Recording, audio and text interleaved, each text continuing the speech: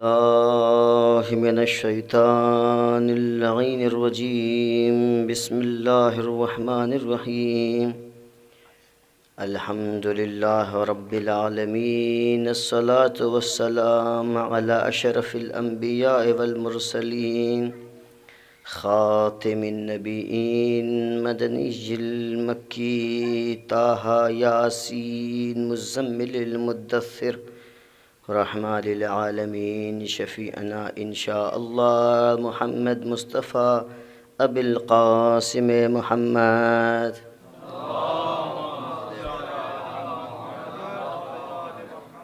وآله الطيبين الطاهرين المعصومين، ولعنة الله على أعدائهم أجمعين من ليلنا هذا إلى قيام يوم الدين، آمين يا رب العالمين. أما بعد، فقد قال الله سبحانه وتعالى في قرآن المجيد، وهو أصدق الصادقين، وقوله الحق بالحق. بسم الله الرحمن الرحيم. بقية الله خير لكم إن كنتم مؤمنين. صلوات على محمد وعلى محمد.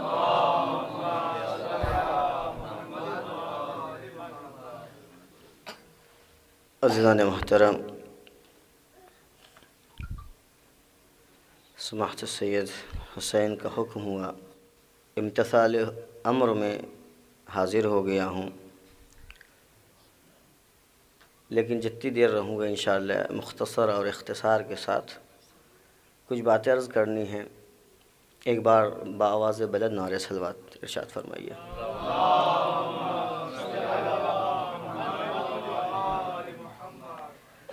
اللہ سبحانہ وتعالی نے اس آیت میں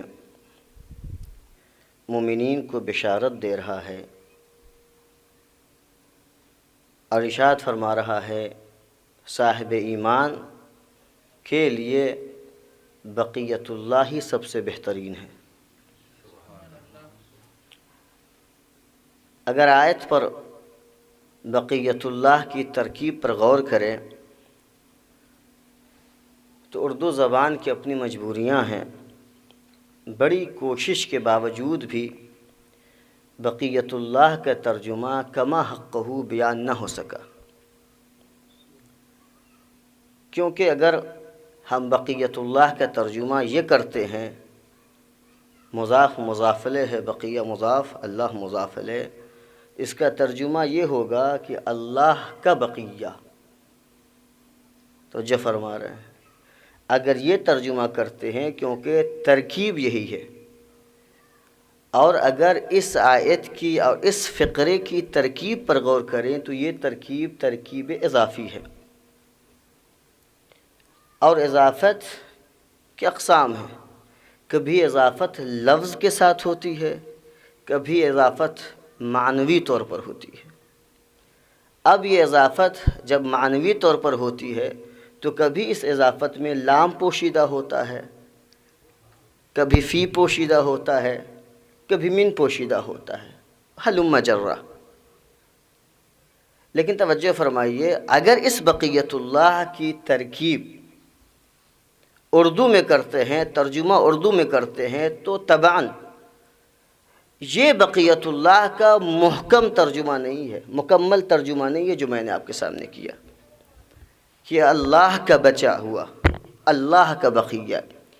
لیکن یہ صرف اردو کی پرابلم نہیں ہے، یہ صرف اردو کی مشکل نہیں ہے کہ اردو نے بقیت اللہ کا کما حقہ ترجمہ نہیں کیا، بلکہ اگر عربی میں بھی اس لفظ کی تشریح کریں گے تو جو بقیت اللہ کا حسن ہے وہ حسن غائب ہو جائے گا، توجہ فرما رہے ہیں۔ اور یاد رکھیے گا، بقیت اللہ کی ترکیب نہ کرنا یہ خود میں سارے انسانوں کے لیے دلیل ہے کہ یہ کلام خدا کا ہے، بشر کا نہیں۔ ہر انسان پریشان ہے، اس لفظ کی ترکیب نہیں کر سکا، اس لفظ کا کما حقہ ترجمہ نہ کر سکا۔ لیکن جب مفسرین نے الفاظ کی تلخیص کرنا شروع کیا تو یہی کہا گیا بقیت اللہ کا مطلب یہ ہے، بقیت اللہ سے مراد یہ ہے کہ اللہ نے چند حقیقتوں کو بچا رکھا ہے، اللہ نے چند حقیقتوں کو بچا رکھا ہے، اور ان ساری حقیقتوں میں سب سے افضل ترین حقیقت فرزند زہرا حضرت عصر علیہ السلام کی ہے۔ توجہ فرمائیے، ایک بات کی طرف میں اشارہ کرنا چاہتا ہوں۔ اللہ نے کہا ساری حقیقتوں میں سب سے بلند ترین حقیقت کا نام ہے فرزند زہرا۔ اللہ نے فرزند زہرا کو اس لیے باقی رکھا تاکہ فرزند مریم کو نماز پڑھا سکے۔ توجہ فرما رہے ہیں، اللہ نے فرزند زہرا کو اس لیے باقی رکھا تاکہ فرزند مریم کو نماز پڑھا سکے، یہ ہے۔ اور جہاں تک اس آیت کی گفتگو کی جائے تو یہ آیت ہمارے اور آپ کے امام حاضر امام عصر اجل اللہ تعالیٰ فرجہ شریف صلوات علی محمد و آل محمد کی شان میں نازل ہوئی۔ مفسرین فرماتے ہیں کہ یہ آیت امام عصر علیہ السلام کی شان میں نازل ہوئی۔ دیکھیے قرآن میں بہت ساری آیات، بہت ساری صورتیں امام حجہ اجل اللہ تعالیٰ فرجہ شریف کے شان میں نازل ہوئی ہے، اور بہت ساری صورتیں اس بات کی طرف اشارہ کرتی ہیں کہ امام مہدی علیہ السلام کا وجود ہے۔ لیکن بڑی متاسفانہ گفتگو ہے کہ آج کل ممبروں سے جو فضائل اور جو چیزیں امام عصر علیہ السلام کے لیے بیان ہونی چاہیے وہ اصلاً نہیں ہوتی ہے، حتیٰ کہ 15 شعبان گزر جاتی ہے کہ ایک مجلس اگر صرف اور صرف کہا جائے امام عصر علیہ السلام کے اوپر ہو، ان کے فضائل ہوں، تو انسان وہاں سے بھی نکلتا ہوا نظر آتا ہے۔ تو یہ مشکل ہے، اور ہمیں اور آپ کو اس کی طرف متوجہ رہنا چاہیے۔ تو جہاں تک ہم امام عصر علیہ السلام کے وجود کی بات کرتے ہیں، جناب مہدی کے وجود کی بات کرتے ہیں، تو قرآن مجید کی بہت ساری آیتیں، اب بہت ساری صورتیں اس بات پر گواہ ہیں کہ امام مہدی موجود ہیں۔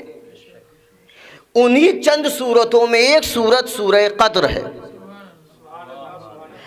اگر سورہ قدر کی تفسیر مکمل کرنی ہے تو ضروری یہ ہے کہ امام مہدی کا تذکرہ کیا جائے۔ سورہ قدر کی تفسیر مکمل ہی نہیں ہو سکتی جب تک کہ جناب مہدی کا تذکرہ نہ ہو۔ وہ کیسے؟ دیکھیے قرآن مجید میں اس آیت میں، اس سورہ میں اللہ نے کہا ہر سال اللہ فرشتوں کو زمین پر نازل کرتا ہے۔ ہر سال اللہ فرشتوں کو نازل کرتا ہے۔ وَتَنَزَّلُ الْمَلَائِكَةُ وَالرُّوحُ فِيهَا بِإِذْنِ رَبِّهِمْ مِنْ كُلِّ أَمْرٍ۔ ضروری یہ ہے کہ جب فرشتے نازل ہوں تو محبت ملائکہ بھی ہو اس زمین پر، مختلف الملائکہ بھی ہو اس زمین پر، مرکز ملائکہ بھی ہو اس زمین پر۔ جب تک اولی الامر رہے گا نہیں، امر آئے گی کیسے؟ توجہ فرما رہے ہیں۔ تو اولی الامر کا وجود بتاتا ہے کہ امر نازل اسی وقت ہوگی جب صاحب امر اس زمین پر رہے۔ اس کے علاوہ اگر آپ سورہ کوثر کی تفسیر اٹھا کر دیکھ لیں تو سورہ کوثر میں بھی یہی ہے۔ اگر سورہ کوثر میں اللہ نے وعدہ کیا اپنے پیغمبر سے دو چیزوں کا، پہلا وعدہ یہ ہے کہ اے رسول ہم آپ کو کثرت سے اولاد دیں گے، اور اللہ نے اپنے اس وعدے کو پورا کیا، جناب فاطمہ جیسی عظیم نعمت دے کر، ایسی نعمت دی کہ جب تانا دینے والوں نے تانا دیا اور جناب فاطمہ زہرا کی ولادت ہوئی تو جناب فاطمہ زہرا سے لے کر صبح قیامت تک رسول کی نسل موجود رہے گی۔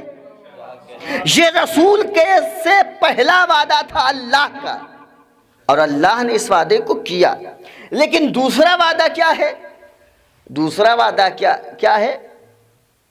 اِنَّا أَعْطَيْنَاكَ الْكَوْثَرَ فَصَلِّ لِرَبِّكَ وَانْحَرْ إِنَّ شَانِئَكَ هُوَ الْأَبْتَرُ۔ توجہ فرمائیے، پہلا وعدہ یہ ہے کہ کوثر عطا کیا، اور اللہ نے فاطمہ زہرا کے ذریعے سے روز قیامت تک یہ بتا دیا کہ فاطمہ کے ذریعے تمہاری نسل موجود رہے گی۔ لیکن دوسرا وعدہ یہ ہے کہ ان شانیہ کا هو الابتر، تمہارے دشمن بے نام و نشان ہو جائیں گے۔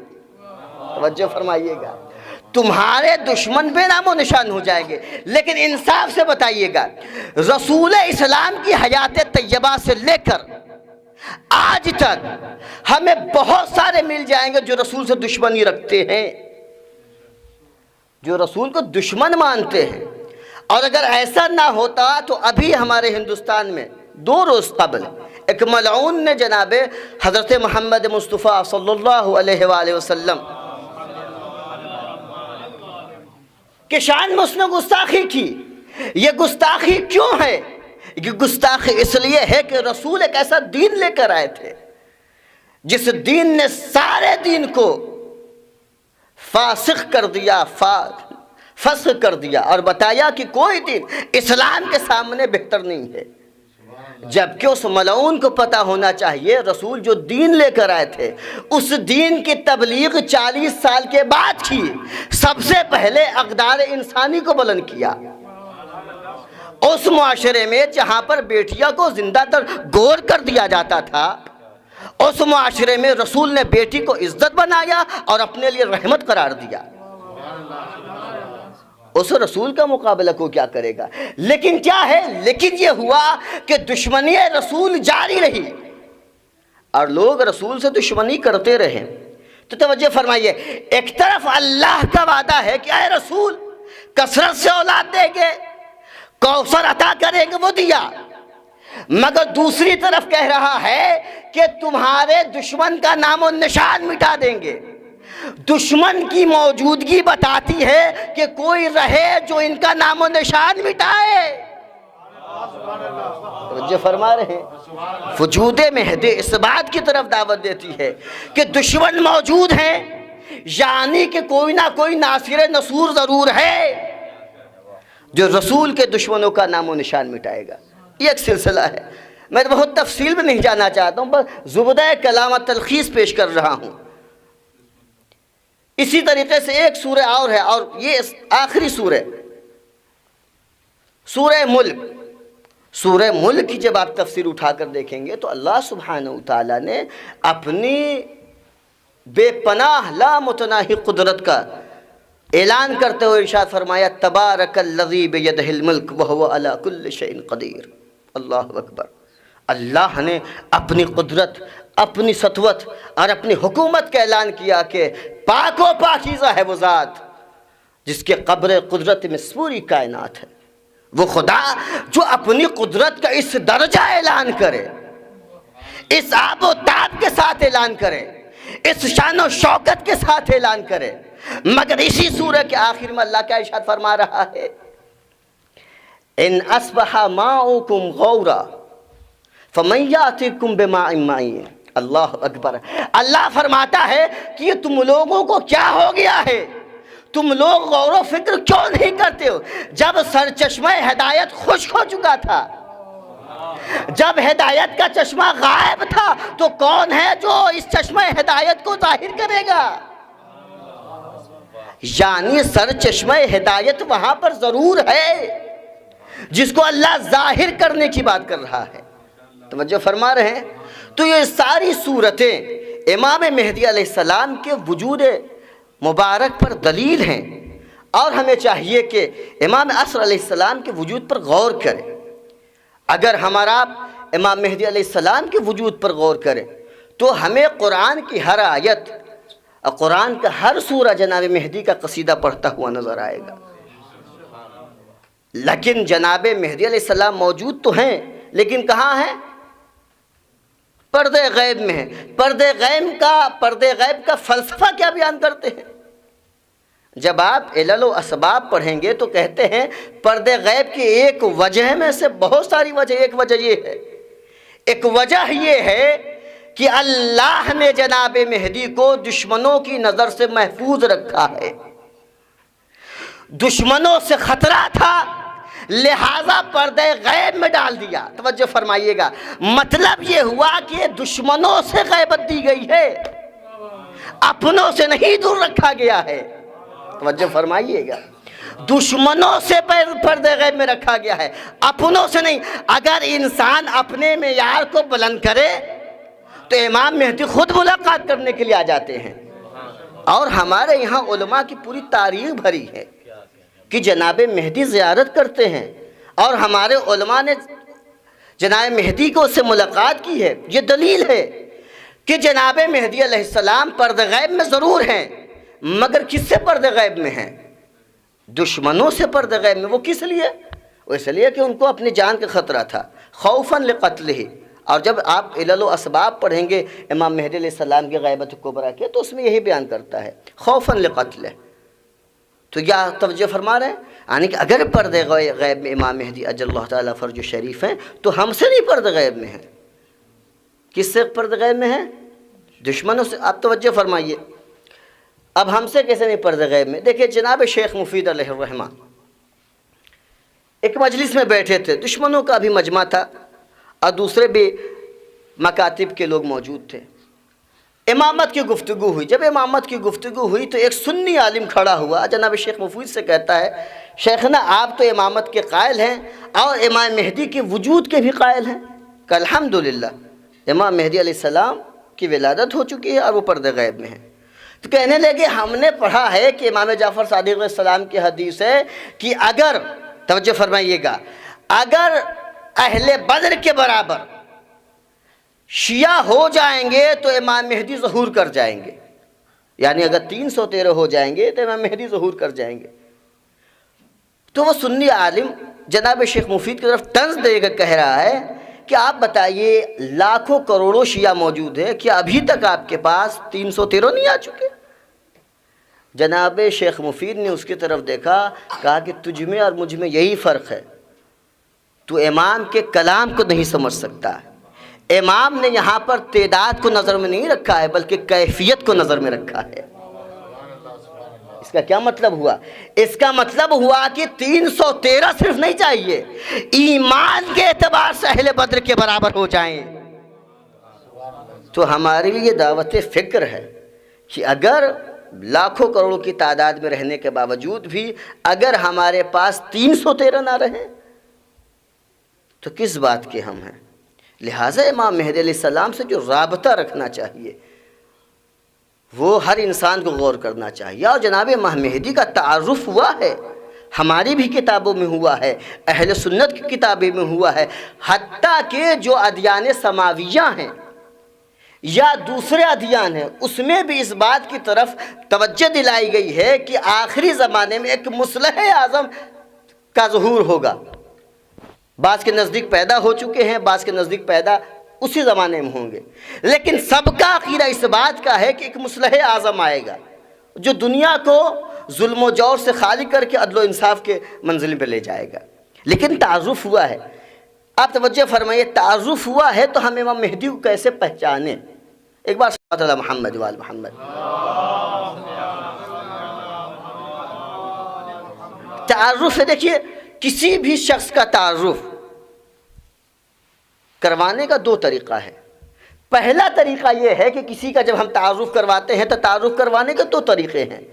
پہلا طریقہ یہ ہے کہ اس کے ظاہری صفات کو بیان کیا جائے۔ جب کسی کا تعارف ہوتا ہے تو سب سے پہلے ظاہری صفات کی طرف نظر کیا جاتا ہے، کہا جاتا ہے فلاں شخص ایسا ہے، فلاں شخص ایسا ہے، اس کی حیثیت ایسی ہے، اس کی شباہت ایسی ہے، اس کا قد ایسا ہے، اس کے ظاہری جمال کی طرف انسان نظر کرتا ہے۔ لیکن کیا یہ تعارف جو ظاہری عنوان سے کروایا جا رہا ہے یہ محکم تعارف ہے؟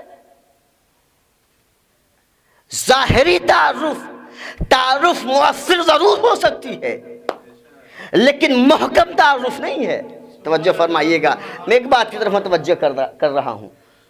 ظاہری طور پر جب کسی کا تعارف کروایا جاتا ہے تو حقیقت ہے کہ اس شخص کے اندر کوئی ایسی ظاہری صفت ضرور پائی جائے جو اسے ممتاز کر دے، مگر خوف یہ رہتا ہے کہ صفت کے ساتھ دوسرا بھی شریک ہو سکتا ہے۔ تو یہ جو امتیازیت ہے، یہ جو امتیازیت سلب ہو جاتی ہے، پھر یہ صفت مشترک ہو جاتی ہے۔ توجہ فرما رہے ہیں؟ تو یہ جو صفات ظاہریہ کے ذریعے سے کسی کا تعارف ہوتا ہے، یہ تعارف محکم نہیں ہوتا ہے۔ تو کہنے لگے اب آگے کیا کرے؟ تو کہا گیا کہ جب صفات ظاہریہ سے انسان کسی کا تعارف کرواتا ہے تو ضروری یہ ہے کہ اس صفات ظاہریہ کے ساتھ کسی ایسی صفت کا اضافہ کرے جو معنوی صفت ہو۔ وہ صفت اسے تمام لوگوں میں ممتاز قرار دے دے گی، اور جب یہ صفت اس جس کا ہم تعارف کروا رہے ہیں اس سے متصف کی جاتی ہے تو یہ سب سے ممتاز قرار دیا جاتا ہے۔ یہ جو ہم طریقہ بتا رہے ہیں تعارف کروانے کا، کہ تعارف کبھی صفات ظاہریہ سے کروائی جاتی ہے، تعارف کبھی صفات باطنیہ سے کروائی جاتی ہے، تو یہ تعارف ہمارے اور آپ کی طرف سے تعارف نہیں کا طریقہ نہیں ہے، بلکہ یہ تعارف قرآنی تعارف ہے۔ اللہ کو جب اپنے نبی کا تعارف کروانا ہوا تو کہا قل انا بشر مثلکم، اے رسول کہہ دیجئے ہم آپ جیسے بشر ہیں، مگر جیسے ہی اس صفات ظاہریہ سے نکل کر ایک ایسی صفت کے اشارہ کیا تو کہا قل انا بشر مثلکم یوحی الیہ، جیسے ہی یوحی الیہ کہا اس صفت نے اس انسان کو سب سے ممتاز قرار دے دیا۔ تو یہ تعارف قرآنی تعارف ہے، یہ تعارف قرآنی تعارف کہا۔ یہ تعارف جب رسول کا ہوا تو اس تعارف نے رسول کو کیا امتیازات بخشے؟ توجہ فرمائیے گا، ایک بات کی طرف متوجہ کر رہا ہوں۔ یہ جو تعارف ہوا رسول کا، اس تعارف نے رسول کو کیا عطا کر دیا؟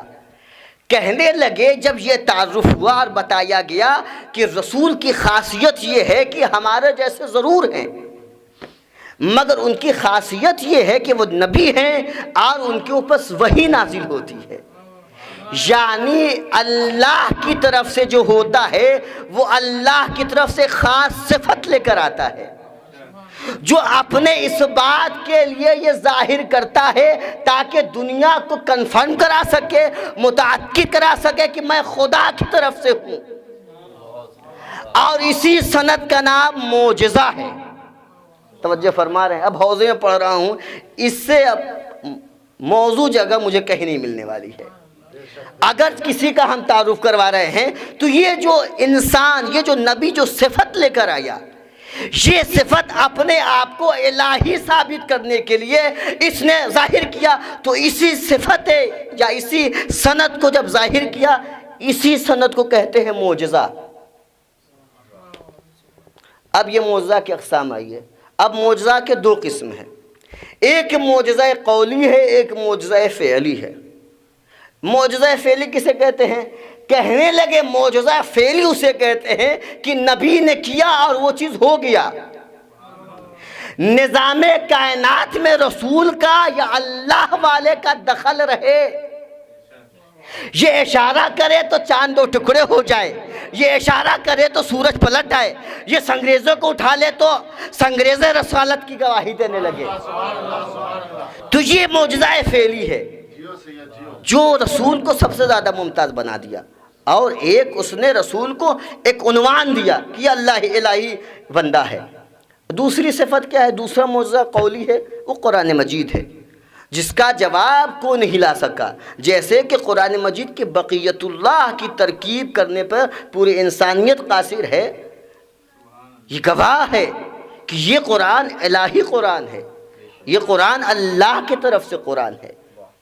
تو میں نے کہا کہ جو بھی اللہ کی طرف سے آئے گا اس کے پاس ایک ایسی صفت ہوگی جو سندن استعمال کرے گا تاکہ لوگوں کو یقین دلا دے کہ ہم اللہ کی طرف سے ہیں۔ توجہ فرمائیے گا، ایک نقطے کی طرف متوجہ کر رہا ہوں۔ اور جب رسول اسلام کے بعد کی منزل آتی ہے، خلافت و وصایت کی منزل آتی ہے، تو ایک گروہ نے کہا کہ جو الرسول کی جگہ پر آئے گا اس کے لیے ضروری یہ نہیں ہے کہ منصوص من اللہ ہو۔ وہ کس لیے؟ اس لیے کہ وہ جان رہے تھے جب انسان منصوص من اللہ ہوگا تو اس کے پاس ایسی صلاحیت رہے گی جو سند کے طور پر ظاہر کرے گا۔ تو اس نے کہا کہ جو رسول کے مقام پر رہے گا، جو رسول کی جگہ پر رہے گا، وہ منصوص من اللہ نہیں رہے گا، کیونکہ اس کے سکت میں نہیں ہے کہ وہ ظاہر کر سکے کچھ۔ لیکن اس کے مقابلے میں ایک پورا گروہ تھا جو کہتا ہوا نظر آ رہا تھا کہ ہم اللہ کی طرف سے ہیں، اور جب وہ کہہ رہا تھا کہ ہم اللہ کی طرف سے ہیں تو یہی وجہ ہے کہ اس نے ممبر سے کہا صلونی صلونی قبل ان تفقدونی۔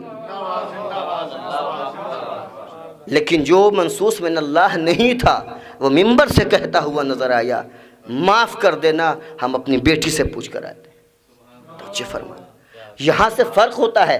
اور یاد رکھیے گا، جب تک یہ سلسلہ رہے گا منصوص من اللہ اور منصوص من اللہ والے نہیں ماننے والے، تو جو منصوص من اللہ ہوگا اس کے لیے ضروری یہ ہے کہ وہ معجزہ جاری رہے۔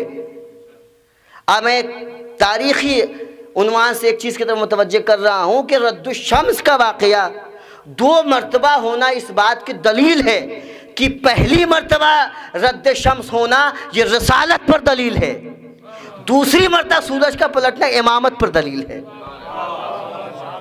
توجہ فرما رہے ہیں؟ تو جب تک اللہ کی طرف سے جو رہے گا وہ معجزہ جاری و ساری رہے گا۔ اب کیسے معجزہ جاری و ساری رہے؟ بس آخری بات کی طرف توجہ اور آپ کی زحمت تمام۔ جو اللہ کی طرف سے رہے گا اس کے لیے ضروری یہ ہے کہ اس کے پاس کچھ صلاحیتیں ہوں جو خارق العادہ ہوں، جو سب کے بس کی چیز نہ رہے، جو سب کے بس کی بات نہ رہے۔ تو ہم نے تاریخ میں دیکھا کہ اللہ ارشاد فرما رہا ہے لولاک لما خلقت الافلاک، اے محمد اگر تمہیں پیدا نہ کرنا ہوتا تو ہم کائنات کو نہ پیدا کرتے۔ تو ایک طرف اللہ کہہ رہا ہے کہ کائنات پیدا ہوئی محمد کے صدقے میں، ایک طرف رسول اسلام فرماتے ہیں لولا حجہ لساخت الارض باہلہا، اگر حجت خدا اس زمین پر نہ رہے تو زمین برباد ہو جائے۔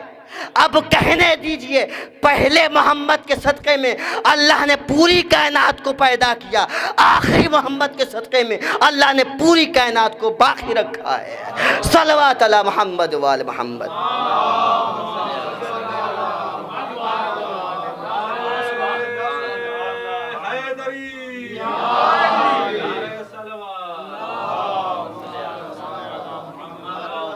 تو امام مہدی اجر اللہ تعالیٰ فرجہ الشریف کے لیے سب سے بڑی دلیل ہے کہ اللہ نے اگر محمد مصطفیٰ صلی اللہ علیہ وآلہ وسلم کے صدقے میں اس کائنات کو پیدا کیا ہے تو حدیث رسول اس بات کی طرف اشارہ کر رہی ہے لولا حجہ لساخت الارض باہلہا، اگر اس روئے زمین سے حجت خدا خالی ہو جائے، اس زمین پر اگر حجت خدا نہ رہے تو اللہ اس زمین کو برباد کر دے گا۔ بے اہلہا، زمین میں جو لوگ رہتے ان سب کے ساتھ اس زمین کو ختم کر دے۔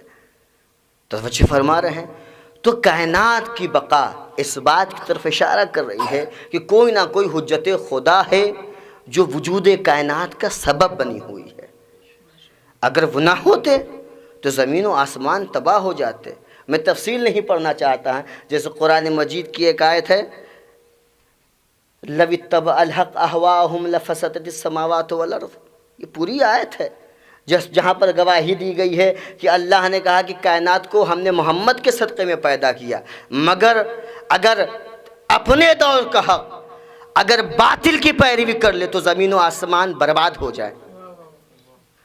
تو سن 61 ہجری میں امام حسین علیہ السلام نے انکار بیعت کر کے بتایا کہ سن 61 ہجری تک اللہ نے محمد کے صدقے میں اس کائنات کو بچایا، سن 61 ہجری کے بعد حسین کے صدقے میں کائنات کو بچایا۔ توجہ فرما رہے؟ یہ سلسلہ ہے اور یہ سلسلہ جاری رہا، اور وہ سلسلہ جو امام حسین علیہ السلام تک حجت خدا کے عنوان سے پہچانی جاتی ہے، جس نے اپنا نفیس و غالی اسلام پر قربان کر دیا اور کہا کہ ہم سب کچھ قربان کر دیں گے اگر اسلام کی بقا کے لیے، اسلام کے نشر اشاعت کے لیے، اسلام کی تبلیغ کے لیے اگر جوان بیٹے کے سینے کی ضرورت ہوگی تو علی اکبر جیسے جوان کا سینہ ہم دے دیں گے، اگر جوان بھتیجے قاسم کی ضرورت پڑے گی تو ہم اپنے قاسم کی لاش کو پامال کروا دیں گے۔ توجہ فرمائیے عزیزان محترم۔ امام حسین نے کہا کہ اگر اسلام کی بقا کے لیے علی اصغر کا تو ہم بھی تیار ہیں کہ اسلام کی بقا کے لیے، اسلام کے لیے ہم سب کچھ قربان کر دیں گے۔ میں کیا عرض کروں، آج ہم جس عنوان سے اس مجلس کو برپا کر رہے ہیں وہ امام عصر اجر اللہ تعالیٰ فرج و شریف کی یاد میں برپا کر رہے ہیں۔ ارے خدا، ان بس مجلس کا ثواب ہمارے امام حاضر کو ہدیہ ہم کرتے ہیں، خدا ہماری اس تھوڑی سی گفتگو کو امام عصر علیہ السلام کے حضور میں قبول فرما دینا۔ ہمارے آنسو، ہمارا یہ جلسہ، ہمارا یہ بیٹھنا، اے خدا مجھے پتہ نہیں ہم نے کتنے گناہ کیے ہیں، کہاں کہاں بیٹھ کے گناہ کیے ہیں، لیکن خدا اس جلسے کے وسیلے سے ہمارے گناہوں کو معاف کر دینا۔ آپ کو پتہ ہے امام عصر رضی اللہ تعالیٰ فرج شریف، جب ہم اور آپ مصائب کربلا سنتے ہیں تو ہمارا سینہ تڑپ جاتا ہے، ہم تڑپ جاتے ہیں، اور کبھی جناب زینب کو یاد کرتے ہیں، کبھی جناب سکینہ کو یاد کرتے ہیں، کبھی جناب اصغر کو یاد کرتے ہیں۔ مگر میں کیا پڑھوں، کربلا کے میدان میں جس کو بھی دیکھا وہ مظلوم رہا، مگر مجھے ایک شہزادی یاد آتی ہے، کربلا کے میدان میں 4 سالہ بیٹی سکینہ جسے کہتے ہیں۔ حسین جناب سکینہ کو بہت چاہتے تھے، اتنا چاہتے تھے، روایت بتاتی ہے جب امام حسین علیہ السلام رخصت آخر کے لیے آئے ہیں اور ساری بیویوں سے رخصت ہو لیے ہیں، تو جناب امام حسین علیہ السلام جیسے چاہتے ہیں کربلا کے میدان میں جائے، 4 سالہ بیٹی آ کر سمو سے لپٹ جاتی ہے اور کہتی ہے میرے بابا کے گھوڑے، بابا کو کربلا کے مقتل میں نہ لے جا، کیونکہ صبح سے جو بھی گیا ہے واپس نہیں آیا ہے۔ مگر حسین نے اسلام کی خاطر جناب سکینہ کو سمجھایا اور ایک تلقین دی، اے بیٹا یاد رکھنا آج سے قانون بدل گیا ہے، اصغر میرے سینے پر سوئے گا، تم ماں کے پاس سوگی۔ اللہ اکبر، میں جناب سکینہ کی کیا مصائب بیان کروں، بس ایک واقعہ اور ایک روایت اور آپ کی زحمت تباب۔ روایت بتاتی ہے جب امام حسین قتل کر دیے گئے، عباس قتل کر دیے گئے، قاسم قتل کر دیے گئے، روایت بتاتی ہے لعینوں نے خیام کو جلا دیا۔ روایت میں ملتا ہے جناب زینب نے کہا اے ام کلثوم گھبرانا نہیں، ابھی زینب زندہ ہے، عباس مر گیا تو کیا ہوا، علی اکبر مر گیا تو کیا ہوا، قاسم مر گیا تو کیا ہوا، اے ام کلثوم گھبرانا نہیں، ابھی زینب زندہ ہے۔ کبھی جناب ام کلثوم کہتی ہیں اے بہن زینب گھبرانا نہیں، تیری بہن ام کلثوم زندہ ہے، عباس کی کمی محسوس نہیں ہونے دے گی۔ روایت بتاتی ہے جناب زینب نے اور جناب ام کلثوم نے یہ طے کیا کہ آج کی رات عباس کی طرح خیمے کی نگہبانی ہم کریں گے۔ دونوں بہنوں میں طے ہوا کہ ایک پہر ہم اس خیمے کی نگہبانی کریں گے، ایک پہر آپ اس خیمے کی نگہبانی کیجئے گا۔ روایت میں ملتا ہے جناب زینب جب خیمے کی نگہبانی کر رہی تھی، دیکھا کہ ایک روشنی جناب زینب کی طرف آ رہی ہے، میں کھڑی ہو کر کہتی ہے اے سوار، زینب کہتی ہے کہ اب ہمارے پاس کچھ نہیں بچا ہے، جو کچھ تھا تم نے لوٹ لیا، میرے بچے ڈرے سہمے آج خاک کربلا پر آرام کر رہے ہیں۔ مگر روایت بتاتی ہے وہ سوار اور قریب آتا ہے، زینب نے کہا اے سوار تجھے حسین کا واسطہ، رسول کا واسطہ، اپنے مقام پر رک جا۔ مگر روایت بتاتی ہے سوار قریب چلا آتا ہے، سوار اور قریب آتا ہے، زینب کو جلال آ گیا۔ جیسے ہی سوار قریب آیا زینب نے لجام فرس پر ہاتھ ڈال دیا۔ تو نے کیا سمجھ رکھا زینب کا عباس مر گیا، زینب کا علی اکبر مر گیا تو زینب کمزور ہو گئی؟ اللہ اکبر. خدا نہ کرے کسی کو منظر دکھائے جو ہے کہ بیٹی نے باپ کو دیکھا. روایت بتاتی ہے جیسے ہی جناب زینب کو روتا بلکتا دیکھا، ایک باپ نے اپنے چہرے سے نقاب کو پلٹا، کہا اے بیٹی تو نے پہچانا نہیں، ہم تیرے باپ علی مرتضیٰ ہے. زینب نے اب اپنے بابا کو دیکھا، باہوں میں گلے میں باہوں کو ڈال دیا، کہا اے بابا جان اب آئے ہو جب عباس مار دیا گیا، جب علی اکبر مار دیا گیا اور نو محمد کو مار دیا گیا. روایت بتاتی ہے جناب امیر المومنین نے جناب زینب کو تسلی دیا، ان کو دلاسا دیا، کہا بیٹھ جاؤ. تمام بیویوں کو بٹھایا، کبھی جناب ام کلثوم کے پاس جاتے ہیں، کبھی جناب رباب کے پاس جاتے ہیں، کبھی جناب لیلا کے پاس جاتے ہیں. سب نے جناب امیر سے اپنی اپنی فریادیں کی.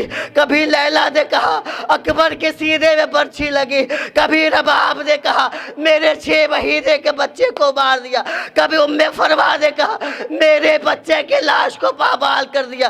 مگر میں نے خطیب سے سنا ہے، میرے استاد فرماتے ہیں امیر المومنین ہر بیویوں کی فریاد سنتے تھے اور ایک طرف دیکھتے تھے جہاں پر 4 سالہ بچی اپنے سر کو دونوں گھٹنوں کے درمیان ڈالے ہوئے گریہ کر رہی ہے.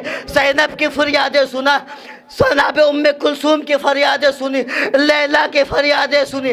ایک مرتبہ جب سب کی فریاد سن چکے جناب زینب کی طرف مخاطب ہوئے، کہا اے زینب اتنا تو بتا. سب نے آ کر اپنی فریادیں سنا دی، مگر آخر یہ 4 سالہ بچی کون ہے جو صرف رو رہی ہے، آ کر مجھ سے اپنی فریادیں نہیں بیان کر رہی ہے. روایت بتاتی ہے جناب زینب نے کہا اے بابا جا یہ بھیا کی امانت 4 سالہ بیٹی سکینہ ہے. اتنا سننا تھا. امیر المومنین اپنے جگہ سے کھڑے ہوئے جناب سکینہ کے پاس گئے، دست شفقت ان کے سر پر رکھا اور کہا اے بیٹی سکینہ سب نے آ کر فریادیں سنا دی، تم آ کر اپنی فریادیں نہیں سناؤ گی. جناب سکینہ نے اب اپنے سر کو اٹھایا، روتے ہوئی آنکھوں سے مولا کو دیکھا، کہا اے دادا جان آپ کو زینب بڑی محبوب تھی، آپ کی بیٹی نے آپ کو بلایا، آپ نجف سے چلے آئے. اے دادا جان سکینہ کب سے اپنے بابا کو بلا رہی ہے، اپنے چچا کو بلا رہی ہے، سب کربلا میں موجود ہے، مگر کسی نے سکینہ کی فریاد نہ سنی. اس کے کانوں سے گوشوارے چھین لیے گئے، منہ پر تماچے مارے گئے، اس کی ردا چھین لی گئی. بابا سکینہ روتی رہی مگر کسی نے سکینہ کی فریاد نہ سنی. وَسَيَعْلَمُ الَّذِينَ ظَلَمُوا أَيُّ مُنقَلِبٍ. لعنت اللہ علی قوم الظالمین، لعنت اللہ علی قوم الظالمین، لعنت اللہ